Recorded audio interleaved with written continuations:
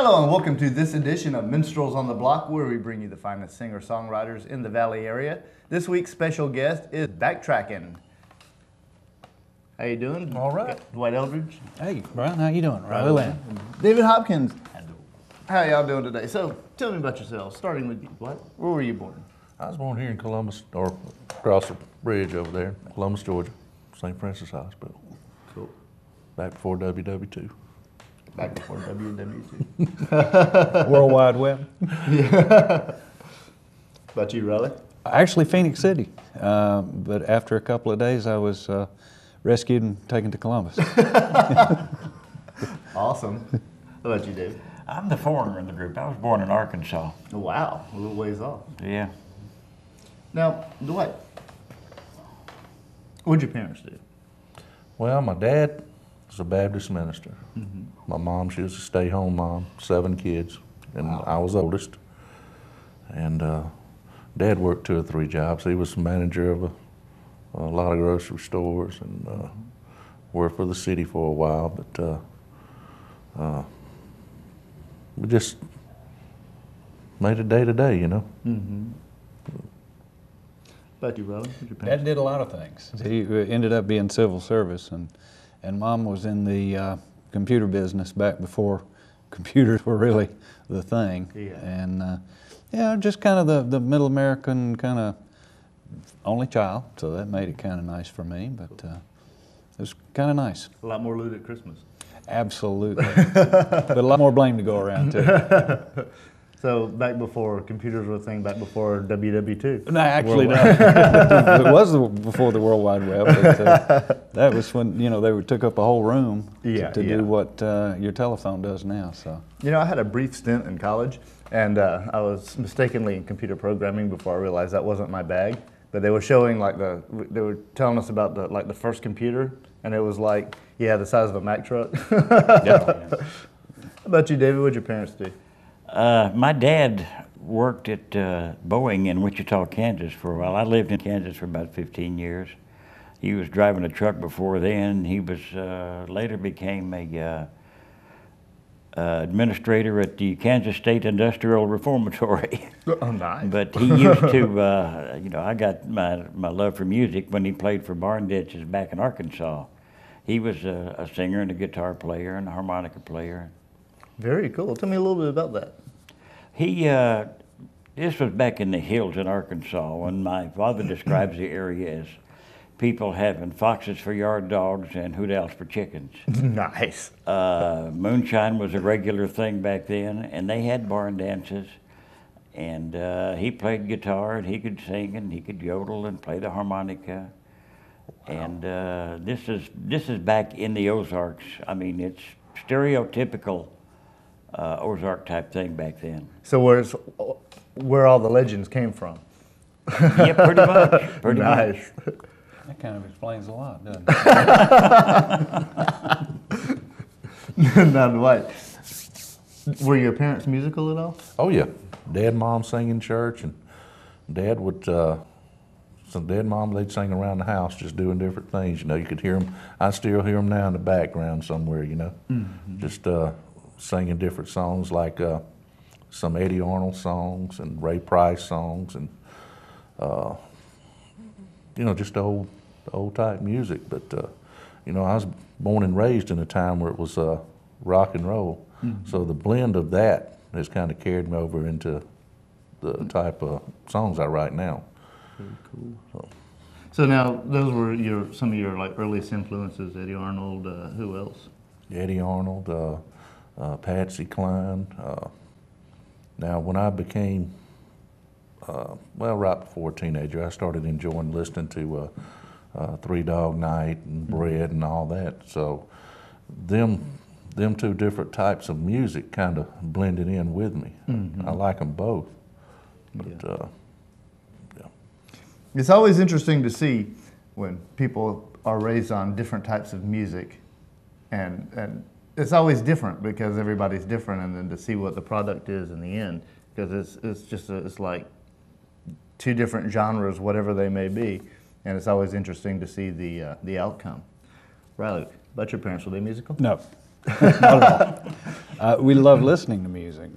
Johnny Cash, the Marty Robbins, and you know, back in those days. But Dad had an old violin that he had inherited, and it just appeared that somebody was going to learn how to play that darn thing.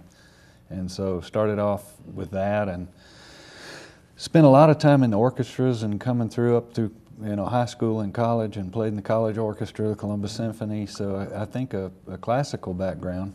But you know, it's all music. It's only 8 notes, and you just how you put them together. And you know, enjoyed that, really did. And finally grew up, got a job, and let it sit for about 20 years. And then finally decided, no, I'm gonna learn to play the guitar, because that was, you know, back in the house, it was like, oh no, you don't want to, you know, don't play the guitar, play the violin, play the bass, play the, and I was like, okay, I'm out on my own now. I'm gonna go to the pawn shop and get one. That was fun. Because the guitar is what gets chicks. Now you tell me. So David, we know that you came from a musical family. Tell me about what sparked it for you. What made you want, this is what I want to do? Well, I've been around music for years. I grew up with the rock and roll. I was in the doo-wop era. And it's great harmony back then. I love great harmony. Yeah. I've done some barbershop quartet singing. Years ago, I did some Southern gospel stuff. I love groups like Larry Gatlin. They have great harmony, the Anita Kerr singers. My mother taught me harmony. She used to play organ and piano in the church. Wow. And they've just always been around music. My dad was a huge fan of Jimmy Rogers, Blue Yodel Jimmy Rogers, not the newer Jimmy Rogers. And he loved the Chuckwagon Gang, and it's just always been around. My sister sang, my brother sings. So it's just sort of been a musical family. So it was just kind of a natural progression for you. Yeah, in elementary school, I started playing a viola. Nice. And I've sort of progressed from that. I don't know that I could do that now, but it's, you know, close enough to a violin, and a violin tunes the same as a mandolin, so you learn some of the little side tricks with when playing one of the other instruments. Yeah, very cool. Your brother and sister doing anything on the next CD? They can. We need some singing. They can. Okay. Now, Dwight, what sparked it for you? We have time for only 30 or 40 more questions here. Well, I know this sounds crazy, but I used to watch the Andy Griffith Show. And to see Andy sitting on the porch playing that guitar and everybody just so laid back, that sparked it for me. Wow. So. And do you do the writing for the band? I do, and these fellas do some writing too. They've got some awesome songs we're going to put on the next CD. Very cool. So, Riley, what sparked it for you? Well, it started out, and I guess you know, sometimes we say things before we think, but what got the group going was we had a big training event over in Columbus with fire and EMS and sheriff's office, and at one of the meetings I may have said something about, and maybe I'll get my band to play. And then it dawned on me, well, I don't have a band. You don't have So, you know, I went and grabbed some of the guys, and you know, we threw some things together, and I think there was 6 or 7 of us at that. Yeah. And we had so darn much fun. We said, man, we got to keep doing this. We actually sounded pretty good. Yeah. And then we found out Dwight had already written so many good songs, and he just starts playing them for us. And I'm like, wow, we've got to at least try to get some of these songs out. Yeah. And so that's sort of where we are now, trying to push the original stuff out. Cool. And one more question before we go to one of your songs. Now this is the ground-shaking, earth-shattering, important question of the entire show. All other things in the show pivot on this question. Elvis or the Beatles? Elvis. No question about it. Elvis. Wow. Well, a little turnaround from usual. Got to be Elvis. All right. I'm gone for a little while, and everything switches around. But I do like the Beatles. Yeah. See, I was never a big Beatles fan. They're okay. I just never was a big fan of them. So before we go real quick to the break, each one of you, what makes it Elvis over the Beatles? Showmanship. Well, yeah. I mean, one guy can carry the whole show like that, and just take a crowd like that and just get their total undivided attention for however long he wants to do it. That's amazing to me. Not to say the Beatles couldn't, but when one man can do that, that's... And he'd eat up with talent, just the harmony that he could do, and he would just break out in a song immediately. Yeah. And it sounded good.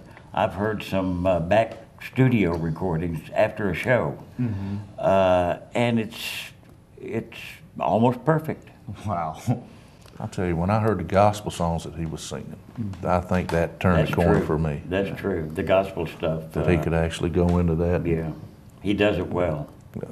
Elvis was fantastic. Tell you what, let's check out one of these guys' songs, and I'll be right back after this. Thank you very much. Hi, my name's Dwight Eldridge. I'm with the band BackTrackin. We've got Riley Land on the other guitar, got David Hopkins on the mandolin. And the first song we're going to do, it's on our first CD, it's called Dixie Lounge.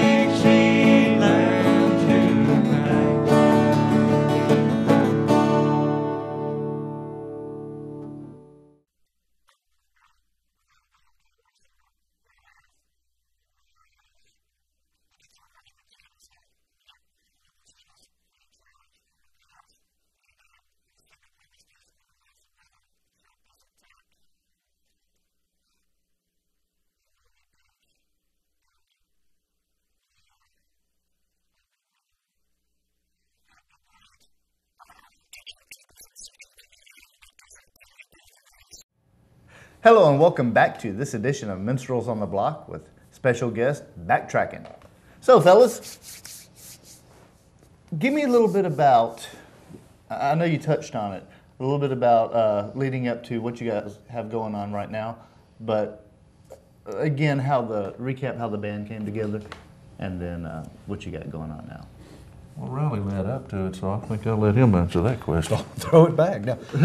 You know, I made a long and happy career out of standing next to talented people, and that's sort of how it came about. I wanted to put a group together for a show, and went out and, you know, knew Dwight played, and Dwight knew some people, and these folks knew some people, and next thing you know, we're within a couple of weeks putting together one show, and you just enjoy the camaraderie and the creativity, and you just want to keep it going. And like I said, we've been through several iterations. We've had 6 members, we've had 3 members, we've had 5 members, we've had back to 3, and I guess it tells us nobody really wants to stick with us. But the core group has stayed the same. And that's important. The core group is what you need. Now, what kind of experiences have y'all had as a band? What you played around? Tell me a little bit about what you guys have going on. Well, right now we're playing up at Callaway Lodge and Spa every Saturday night from Nice. 8 to 11. Got a great crowd there every Saturday night because they have, you know, different functions every weekend, so you got a different crowd every weekend. We play a lot of charity events.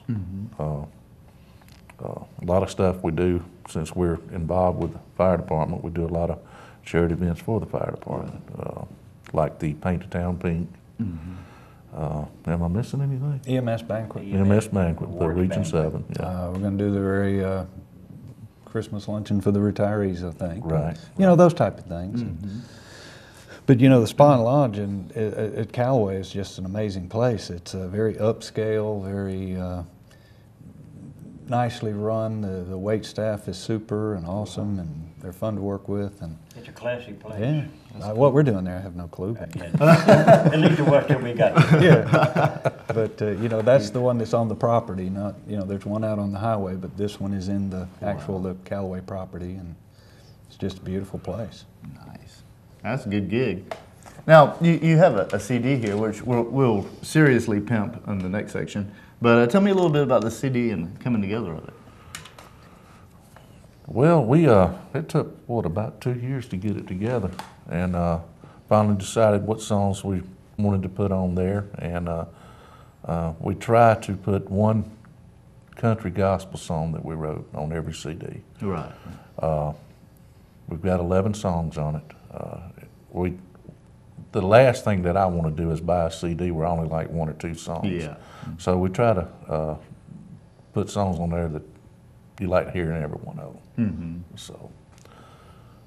And I think it took 2 years. We tried for 1.5 years to do it the wrong way, and then finally, you know, hooked up with Larry Rose. And Larry Rose. boy, he.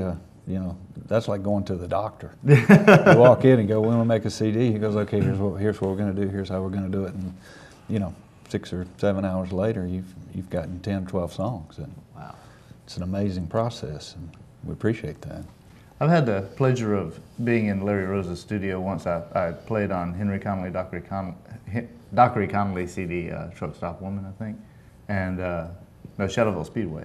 And Larry Rose is a very professional, very nice fellow to work with. Yeah, just got a lot of historical knowledge about the area and musicians, and Oh yeah, he's worked with a lot of great musicians, but him being one too. So. yeah. Yeah. Now,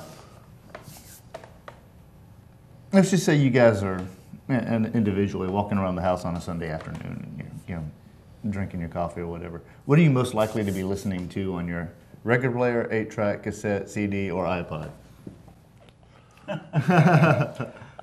Yours will be something weird. Mine is weird. On my MP3 player, I like a lot of different kinds of music. I've got some classical on there. I love Bach. I've got some Southern gospel on there. I've got some doo-wop on there. I've got a lot of country. I love bluegrass music. I have got a huge variety of music on there. Some show music, some stuff from the 50s with the Four Lads and the Four Aces and the Ames Brothers and Oh, yeah. because I'm old. Really?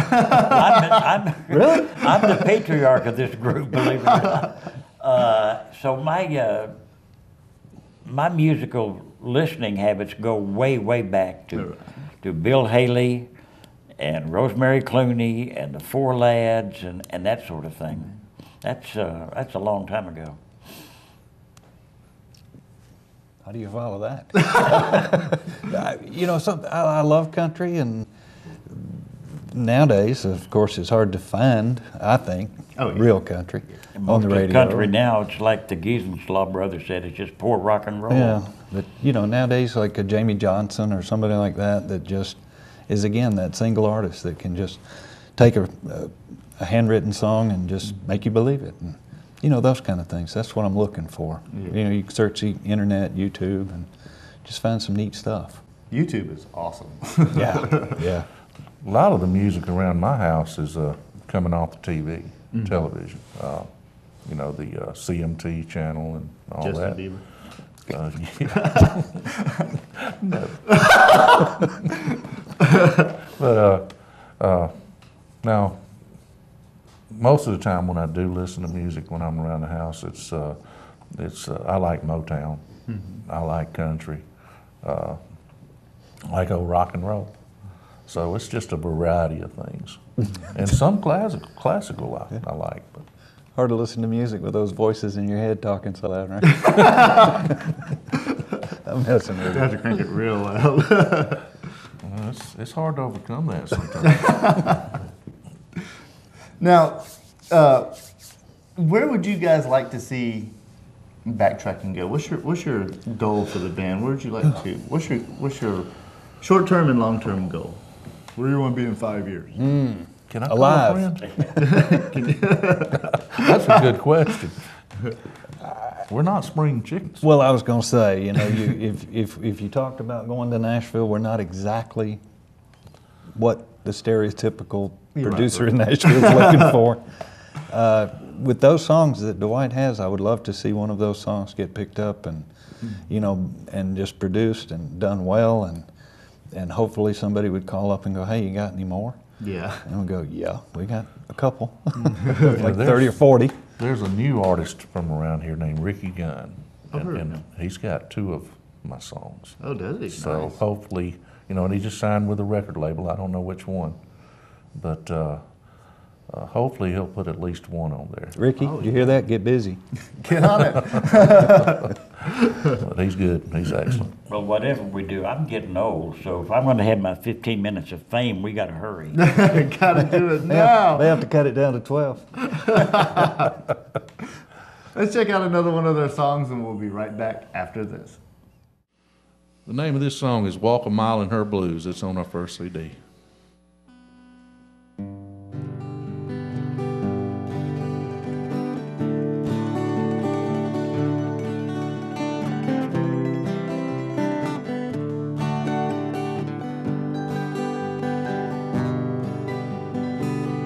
Homecoming queen,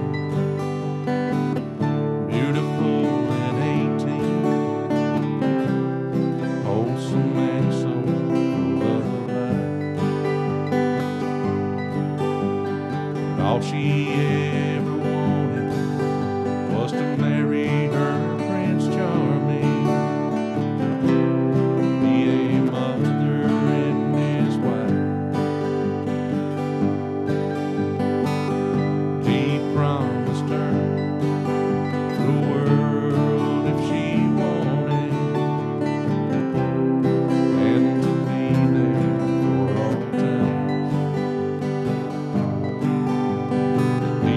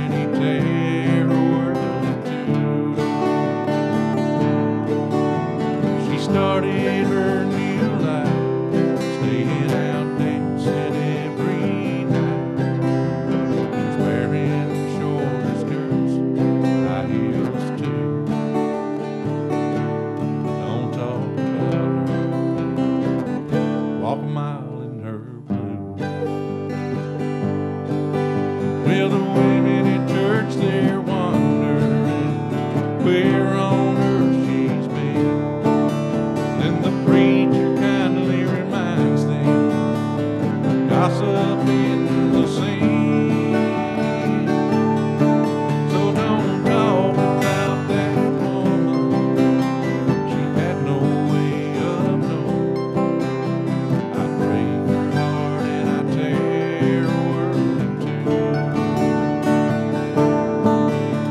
She started her new life. She once was my wife. Now I'm the one that's a broken-hearted fool. So don't talk about her. Walk a mile in her blues. Don't talk about her. Walk a mile in that woman's blues.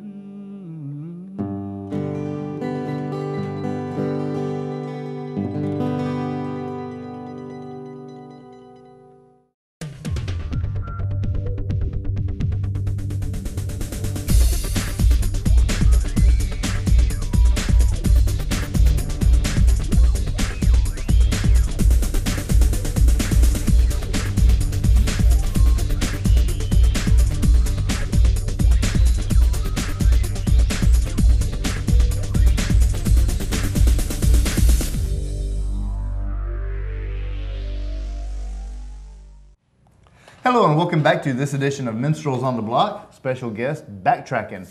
So fellas, this is the part of the show where we pimp stuff. Cool. This is the self-promotion section of the show. There's no such thing as too much self-promotion. So tell everybody what you got that you want everybody to know about.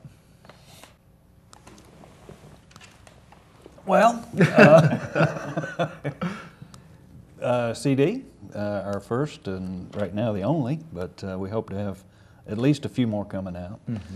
It's certainly for sale, hard edition, $10. Now, it's available on iTunes Yeah. and Amazon. MP3, And, yeah. Rhapsody, all the list. We went with the CD Baby distribution, and so far we've gotten a lot of hits. Haven't gotten a sales report yet, so keep those hits coming. Yeah. Can you be found on Facebook? Yes, we've got a BackTrackin Facebook page. Try to keep it updated in between the other things, And we're working on our own actual website. or what? It'll be, yeah, Oh, wow. it'll be backtrackin.us when it gets up. Cool. Can you give the link to CD Baby? cdbaby.cd. Slash. Google, Just Google BackTrackin. whatever your favorite digital music download Yeah. source is, we should be there. And BackTrackin, BackTrackin, funny little mark. Cool. Apostrophe. So they're on Facebook, CD Baby, and a website coming soon. Right. Excellent. And we'd love for you to come see us Saturday nights at the Callaway Spa and Lodge, or Lodge and Spa. Ironwood Lounge, no cover charge. None, Excellent. No charge to get into the park either. if you come in the back way. Right. Cool. Off of Highway 18. Jump the fence, yeah. Yep. No. So yeah, that's where we are, and certainly we're going to be hopefully seen around and about doing some more things for charity or special events and those type of things that Cool. keep us out in the public, Yeah. get us out of the house. Now, a couple of questions I'd like to ask each of my guests. One is, and frequently we have people in different areas or outside of the local music scene, but what is you guys' opinion or take on the local music scene in the Columbus, Phoenix City area? Well, I think it's the variety of music you have, like downtown on, what was that, the summer Yeah, festival they'd have, and man, it's great. I love It's it. great. I love it. I was downtown last night. I stopped in at the coffee shop. There's 3 guys just playing their own stuff, and good crowd. The crowds are kind and Yeah. receptive, and you can hear anything you want to hear, just about. And with the CSU here, a lot of the young folks out doing some new stuff and trying some new things, and not to mention some of the old folks that have been around a while. I shouldn't say old folks, but Well, you know, Lake Pines Campgrounds has the bluegrass stuff out there once a month now. Heard of that? Frog Hollow. It's Columbus is a great place Yeah. for music. It really is. Now the next question is, what do you think, as musicians and citizens, what do you think could be done to improve the local music scene? venues. You know, let the venues have some latitude with live music, and it doesn't have to be anything truly elaborate. Open mic nights are fun. Yeah. And you hear some interesting things. You do definitely hear some interesting things. If you don't like it, you can go down the block. That's true. So those are the things I like. Yeah, some of the people tend to be a little bit cliquish. They tend to hang into their own groups a little bit. If these folks would open up, I don't know that it hurts the music too badly, but I believe it would help tremendously. Yeah. If everybody opened up and it was just one huge group. That's a very good point. I hope you people out there are listening, specifically the people that are in groups. And I think I think if you just do what you like, what suits you, and what you want to do, eventually one or two people will listen and say that's good. Yeah. We even wrote a song called "If Being Us Ever Catches On." You can't try to be like other groups or sound like other groups. You do what you do, and We don't even try to sound like other groups. Yeah. and then, Except that Dwight can sound like Don Williams, and be proud of it too, because he does a great job. Thank you. Thank you. Very cool. Now, the last question of the show is, what advice would you give to aspiring singer-songwriters? There's probably people sitting on the couch, maybe with a guitar in their lap, they want to play. Maybe they can play, maybe they do play, but they haven't gone out. Maybe they don't know exactly how to pursue it, what steps to take. And this is a music show, so I always talk about singer-songwriters, but artists of any kind. What advice would you give to aspiring artists out there? Make sure you have another job. Rule number one. Because it's unlikely that you'll make a living right off the bat from it. Right. So you've got to have another job to support it. you hear that, boss? Riley's commented on the fact that if we were to win the lottery, then we would continue playing music till it ran out. But yeah, you need to have another job and stay with it. If you've got a good product, stay with it. Yeah. Work on it, improve it, see what other people are doing, and work it that way. And in your case, just write down what the little voice is saying. Just kidding. But on the serious side, If that's possible now. Oh man, always play and sing with your heart, with the passion. If you can't do that, then you probably won't last long anyway. Yeah. Well, everybody plays a better guitar than I do, so I just have to. I don't think I have so. to just keep wailing at it. Good advice from some really good musicians. I'm Brian Mallard. This is Minstrels on the Block. Appreciate you guys coming on. BackTrackin. Thank you, Brian. Dwight. Thanks, Brian. It's Well, fun. David, a lot of you, fun. sir. Great interview, fellas, and I hope you'll have hope you've enjoyed the music, and we'll see you next time on CTV EA.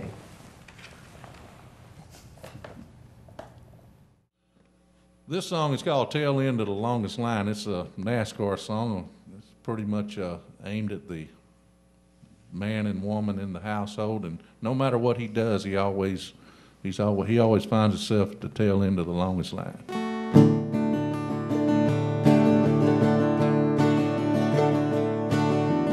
Don't you worry, darling, gonna be alright.